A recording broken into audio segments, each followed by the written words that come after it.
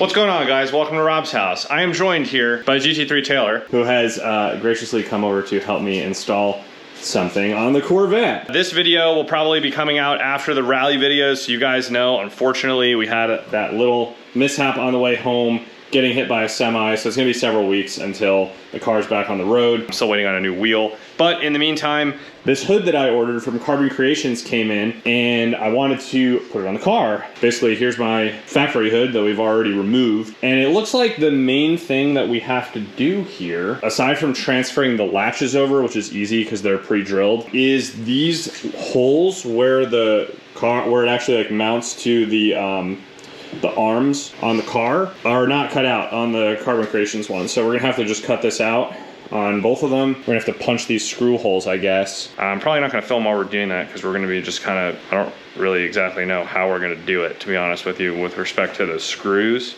I think once we cut this out, we'll have a better idea. Like on the factory hood, there's like an inner piece in here. So I don't know if that's true on this one or not, but we will find out. So I will report back when we figure out sort of how this thing works. All right, guys, while Taylor's measuring, I am covered in fiberglass already.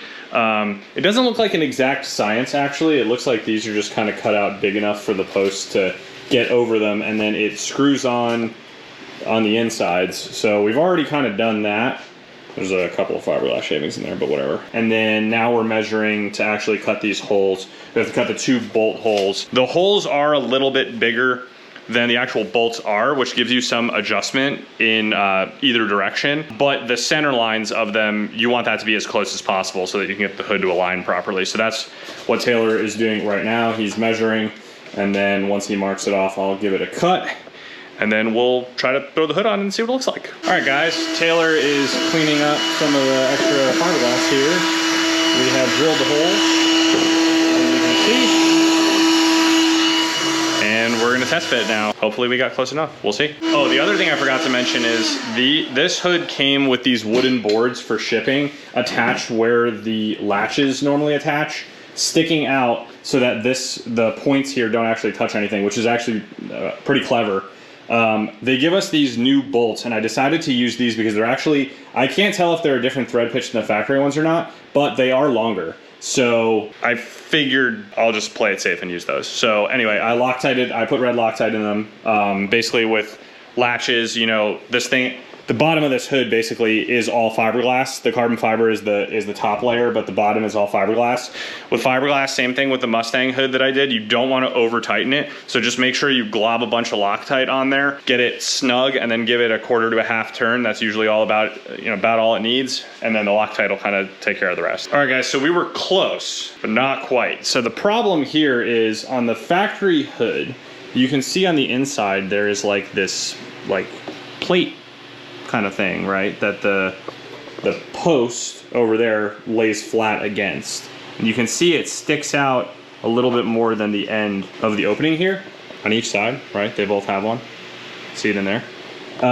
This doesn't have that, okay? So this is just fiberglass, and when we were trying to, it actually started to crack a little bit when we backed off. When we were trying to put it on, what happens is, yeah, Taylor can demonstrate, you basically, as you tighten it, the posts start moving in, and then they start putting pressure directly against the fiberglass. So what I'm gonna do tonight is I'm gonna 3D print a spacer that we can use on both of the posts. So basically a rectangle that will go on this side and be the right thickness that we need, which is like a 1/4 inch on each side, to offset so that you're not pulling fiberglass. So you're not pulling fiberglass, exactly, because I guess what was happening is this section was pulling against the fiberglass, right? Yes. So when it's pulling this way, right, the gap is 28 inches. When they're up on here, it's over 28 inches. A little bit over. So it's trying to pull that fiberglass in, and by doing so, it's going to move the fiberglass off of the hood. Yeah, we don't want that. No bueno. No, we don't want that. Yeah, we don't want that. So yeah, as soon as we heard it start to make some noises, we're like, yeah, and then we back off. Yeah, I'm gonna 3D print the spacers, and then basically those spacers should sit flush again. Once we slip this onto the post, right, it'll sit flush against the inside here and give us the right spacing so that it doesn't actually try to smush the inside of the hood. Yes. So you'll have the factory fitment right on the inside, which you don't have because they molded this over the factory piece. Right. So that piece is not included. Yeah. So the other way that you could do this is if you had like perfectly sized washers for those holes here that didn't extend past the sides of the post. If you had like several of them, you could kind of stack them, I guess, until you have the right spacing. But I'm just gonna 3D print something because electrical taping washers and trying to get them to stay while you push that hood on. Right, yeah, they'll slide off and stuff, yeah. So instead, I mean, well, we are gonna electrical tape a spacer to it, but it'll be much more solid than multiple washers. It'll definitely be more solid. And that PLA plastic material that that you 3D print is actually pretty sturdy, believe it or not. It's I have some, these were like some switch mounts that I was making. I mean, Taylor, you can feel that. That's pretty.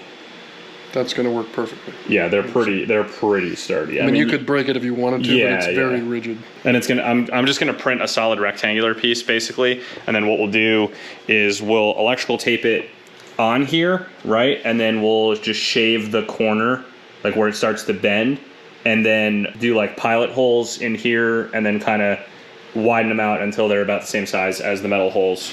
And that should work. Well, I mean, you know, sometimes you gotta improvise, right? Well, if they would have built the hood with the things on the inside, you wouldn't have to improvise. But. What is a direct bolt-on is the latches are a direct bolt-on because they ship them to you with those wooden boards to make sure that it doesn't get like totally destroyed. Otherwise, it looks awesome though. It does look awesome. The carbon looks really good on the outside. So, I mean, the key here is just not screwing up that fiberglass, right? Getting it bolted up. And getting it bolted up. Yeah. You can force anything, but how long is that gonna last? No. We don't want to do that. I don't know how they didn't think of that, or like on their what did they do on their development car? I don't know. I don't know either. Like wood spacers. They had to have jammed something in there because it will destroy the fiberglass. Like as soon as I started putting any amount of torque on those bolts, it started making noises. And I was like, you know, like, no, we're gonna stop doing that before it breaks apart. And I mean, you could maybe shave it a little bit more to get it like just flush, super flush. But even so, you're going to be pulling those arms inward, right? And that's unnecessary stress on a very brittle. Yeah, this isn't. Yeah, because if we shave this edge more, we're really only holding it together by the inside, which is very thin fiberglass. Yeah. So I don't think that'll work, you know, like long term. So I think the spacers, I think that's the right call. Yeah, and it's like hard plastic, so that should work okay. Yep. I think. I don't think we're gonna have any problems with it being plastic. I think it'll be okay. Aside from that, the only other thing I did is they come with the mesh grills like attached here. I just took them out because I don't have anything like chromey on my car, so I just didn't think it would look right. I'll either just I'll see how it looks with the empty holes. Worst case scenario, I can get some black spray paint and just spray paint those grills and black them out. Then they'll look okay. So we'll see what it looks like when we get it on the car. I'm gonna 3D print those parts. Fast forward till next time we're taking a crack at this. All right, guys. I enlisted the help of both Lee and Taylor. Taylor threw his back out at work today, so Lee was gracious enough to come and help us. Thank you, Lee. And we got the hood on. It looks pretty good, but as usual on my channel, I show you guys the good, I show you guys the bad. So we're gonna dive into what we don't think fits quite right. Now, as I mentioned earlier in the video, we had to cut out the actual holes from the mold, which we did. And because there's a little lip, I 3D printed a small spacer to put in there so that it will lay flat against the inside and not put stress on this like corner of this opening, right? So the spacer comes out kind of just like the metal plate does, whatever. That's all in there, all good, tightened down, not a problem. You do want to get it snug. You don't want to get it too snug because it's fiberglass. You don't want to crack it, but you do have to tighten it enough that it's not going to move. Now, what's the bad? The bad is the mold is a little bit off, we think. The hood is definitely straight. The curves line up on both corners where they are supposed to line up. But as you can see, the gap on this side is a lot bigger than the gap on this side. I don't think there's anything we can do about that. The spacers are even on both sides. So what this leads me to believe is that their mold is a little bit off, which whatever, I don't know if how they took the mold, but basically what it means is where they put these openings, it's a little cockeyed slightly. And what that leaves is a little bit more gap here. So that's the downside. The upside is that the hood looks freaking sick. I mean, the carbon actually is really good. Really good quality. Good quality clear coat on it and everything. I mean, I think it looks pretty clean. It looks awesome. And then I took the meshes out. I might just leave them open, dude. I kind of like the open look. That's just cheap. Yeah, I mean, they say it won't weather, and I've never seen one that doesn't. But yeah, I mean, and I was gonna do that with the Viper too. When I get the Gen 4 hood, I wasn't gonna put the mesh in the 3 vents on each side. I think I'm just gonna leave it wide open like this. Anyway, that's what it looks like. Now let's put some camo stuff on it.